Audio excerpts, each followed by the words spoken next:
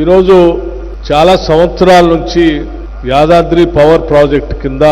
ఇళ్లు కోల్పోయినటువంటి వాళ్ళకి ఉద్యోగాల నియామక పత్రాలని అందించేటువంటి ఒక మంచి కార్యక్రమాన్ని ఏర్పాటు చేసుకుని ఈరోజు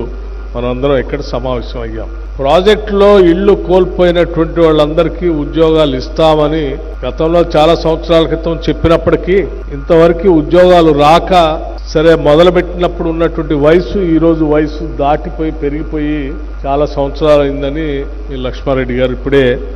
మాట్లాడేటప్పుడు చెప్పారు. ప్రజాప్రభుత్వం వచ్చిన తర్వాత, కాంగ్రెస్ ప్రభుత్వం వచ్చిన తర్వాత వెంటనే ఈ యాదాద్రి పవర్ ప్రాజెక్టు సంబంధించి పనులు ఆగిపోయి ఉంటే దానికి సంబంధించిన ఎన్విరాన్మెంటల్ క్లియరెన్స్ కోసం సమావేశాలు అక్కడ ఏర్పాటు చేసి ప్రజాభిప్రాయ సేకరణ చేసి వెంటనే పనులు మొదలుపెట్టినటువంటి పనులు కూడా వారానికి ఒకసారి, 15 రోజులకు ఒకసారి, నెలకు ఒకసారి రివ్యూ చేసుకుంటూ యూనిట్ 2 నుంచి ప్రొడక్షన్లో తీసుకొని వచ్చి ఈరోజు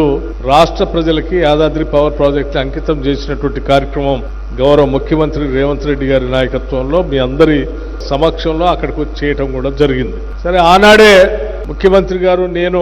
ఆలోచన చేశాం, ఇక్కడ భూములు కోల్పోయినటువంటి వాళ్ళకి, ఇల్లు కోల్పోయినటువంటి వాళ్ళకి మనం తప్పనిసరిగా వాళ్ళకి ఉద్యోగ అవకాశాలు దీంట్లో కల్పించాలని గౌరవ ముఖ్యమంత్రి రేవంత్ రెడ్డి గారు ఆ రోజే స్పష్టంగా చెప్పడం కూడా జరిగింది.